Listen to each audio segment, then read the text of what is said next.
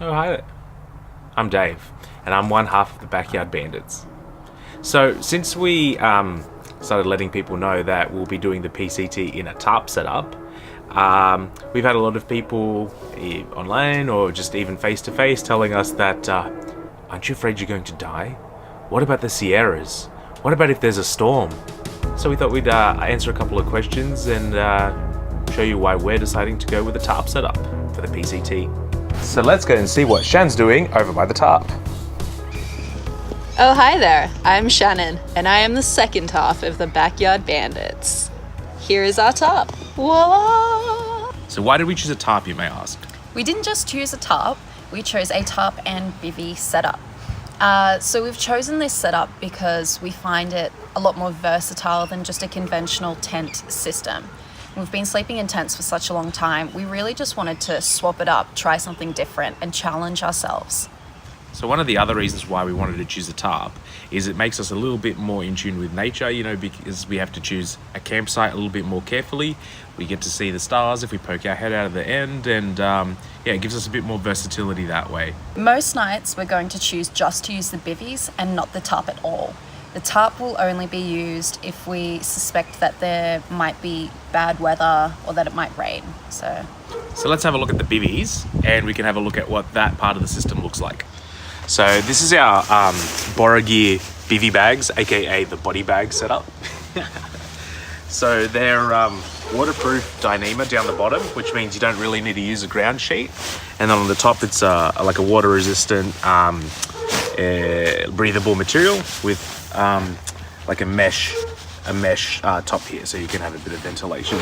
On the end of the mesh thing, the mesh head net, you've got this little line which helps keep it off your face.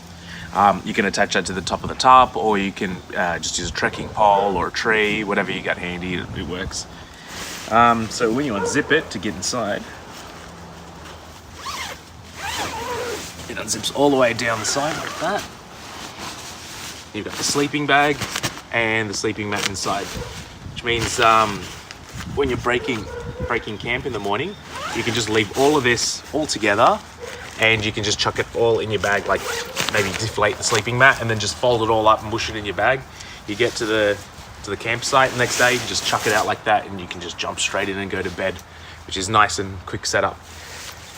When it's not a very buggy night, you can fold this under, have your head up there. You just basically get a bit of wind protection if you're cowboy camping. If it's buggy, you can still cowboy camp, just get yourself under the net. So you've got yourself some nice options there. And if it's super duper windy or rainy, that's when you set up the tarp. So we've got different options. Another nice thing is if for some reason we need to get separated, even though we share the tarp, we have our individual body bags. So we do have somewhat of a shelter system that can be split up into two, even though we're sharing the weight. So that's a nice aspect of this system as well. In terms of warmth, a lot of people think that a tarp is not going to be as warm, but with the body bag, bivvy bag sort of system, there's a much smaller space that you have to warm up with your body temperature. So I think it'll actually be a lot warmer than a tent. Besides that, I think that the sleeping bag is really where you're going to get most of the warmth anyway. If you're relying on a tent for warmth, I think you're probably doing it wrong. But let's see what Shan has to think about this. So Dave and I have been experimenting with different ways to set up our tarp, and most debated has been the way we set up in inclement weather, in a storm situation. And we think we found a winner with this one, so let's have a look. First of all, we've got this entryway super low, and how we've done that is just added a couple of line locks here and this trekking pole little hook, so we can set up our tarp lower than the lowest height that our trekking pole provides us. So if you have a look, the tarp is long enough for us to sit quite nestled inside here. So if rain is coming in, we still have a little bit of a buffer here. We can also, if worse comes to worse, just chuck our big backpacks up here to create a little bit more of a shelter. In an ideal situation, we would probably be setting up hopefully next to like a tree, a rock, a bush, some kind of other object to help as a barrier from the weather. Another important thing to think about tarps when you're setting up is the direction that the wind is traveling. And so in our case right now, the way we've set it up, the wind will be traveling from over there towards this way. So let's go have a look at the other side. So the Z-Pack's tarp, which we're using to make our shelter from, is quite a basic tarp. It doesn't have a whole lot of different tie-outs. So we've actually modified it a little bit so that we can get all the different pitches that we want to achieve with it. So one of the modifications that we've done to create our storm pitch is creating another little reinforcement patch up here. So that allows us to put a trekking pole under there, a little bit further in from where it originally would be placed. Also on there, we've created this little patch here, which gives us an extra guy out point, on which we've got a line lock, so we can pitch out from there and get a nice taut pitch up the top really easily. We've also added 2 more guy out points here and here, which allows us to create this half pyramid shape. And you can just use a line lock here just to really tie that across here, make it nice and taut. It's a tiny little gap here, which is good for ventilation, but if it's really blowing up a storm, you can easily fill it up with any old cat. This is a household cat. He'll fit in there really well and cover that gap. Or you can use a backpack or something, whatever you've got. Some people say that tarps can't hold up to strong weather like wind and rain, but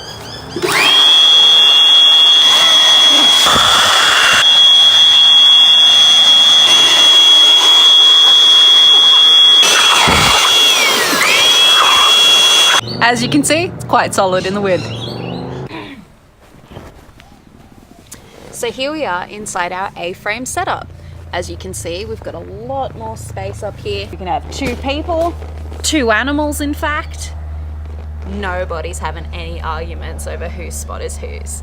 I can actually sit totally upright. Great thing about this as well, we probably only set up this in just like if we've just got like a sprinkle, or if we do see some clouds coming in, we're not quite sure what's going to happen. It'll protect us from most things. And we really like it because it gives us this extra space that was used for the beak in shelter storm mode.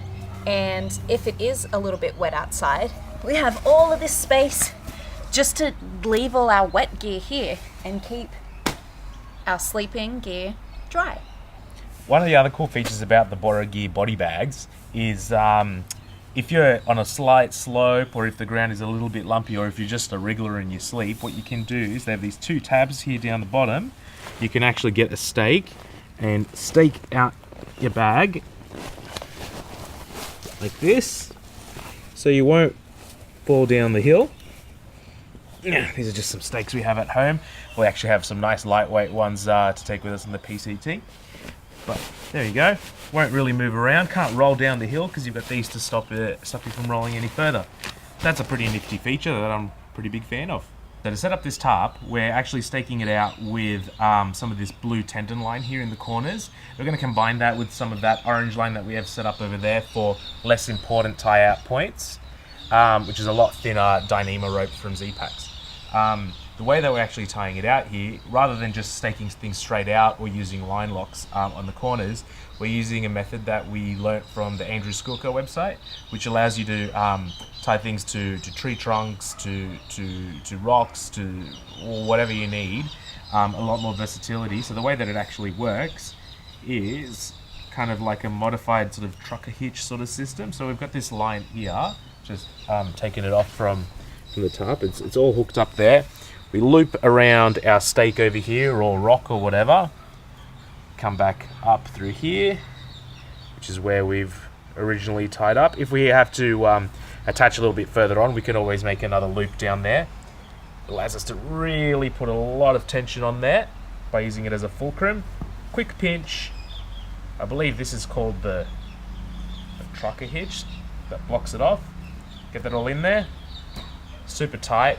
Really quick, really easy, gives us a lot of versatility, allows us to pitch it nice and high or straight down on the ground.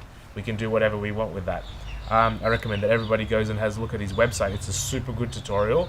Spend a little bit of time learning it, and you'll never use line locks again for this sort of tie-out point.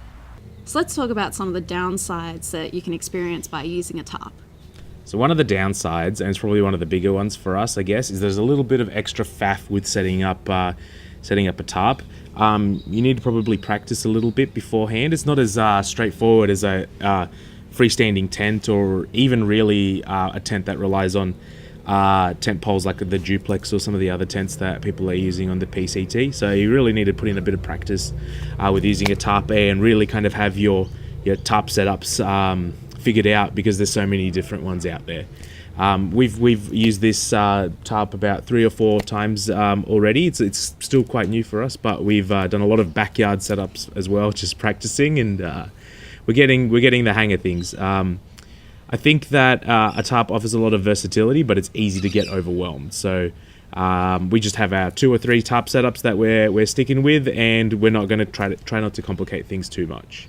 What about bears and stuff? I feel like there's really no difference between a tarp and a tent in terms of exposure to wildlife. Anything that you're afraid of, like a bear, Mountain lion, or any of that, they can just scratch through your tent. Don't think that you're safe in a tent. Our tarp offers the same amount of protection. And things like mice as well. Mice chew through tents. They can chew through our bivvies. They can chew through our bags. They can chew through anything. So there's no difference, I feel.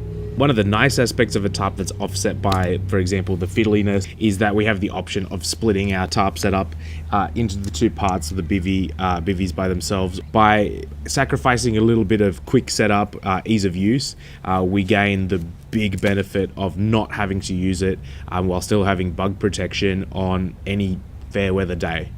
I think that's a big bonus on the PCT, which is, from everything that we've heard, not supposed to be a super rainy trail. So I think the motto of this whole setup that we've designed here around this tarp is bug-free cowboy camping with an option of rain shelter. Yay! One last downside of this setup is if we happen to have a super buggy but also super wet stretch of a couple of days, 4 or 5 days, where you have to stay out of the weather, like out of the rain, while also trying to stay away from bugs, that could be quite an extended period of time inside the bivvies, which they don't feel claustrophobic for sleeping overnight. That's not a problem at all. But if you have to stay in there for a week, I could see that getting pretty old. Yeah, but can be pretty tiresome. That's it. But from what we've heard about the PCT, it's not really the sort of trail that we should be worried about that. If we were going to, like South Asia or somewhere like that, where it's like rainforesty, I think probably a tarp wouldn't be the best setup. But I think for the PCT, it's a really good fit. As a plus side though, in the bivvy, they're not too constrictive. You can get up on your elbows and stuff around with your phone and do whatever you need there. When you're inside it in the sleeping bag, you never really come up against the edge of the bivvy. Like, it's mostly the sleeping bag that's keeping you constricted. Once you get out of the if you're sleeping on top of your sleeping bag, let's say it's like a super hot night, it's a very, very light sort of like sheet. It's not very claustrophobic at all, really. I guess you just can't really like sit up in it. That's the only downside. To sit up, you have to get out of the bivvy. Hopefully all of this has sort of given you a bit of an insight about why we've chosen to go with a tarp and bivvy setup for the PCT, and hopefully has alleviated any worries that backyard bandits are going to die straight away in the Sierras because, we don't have an extra wall here like a tent. The tarp is going to be fine, guys. It'll be all right.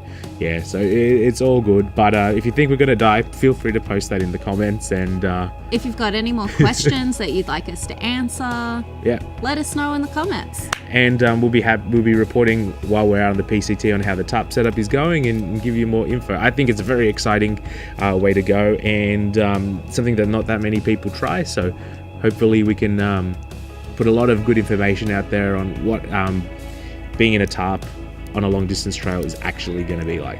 I'm excited. Let's do this. Woo!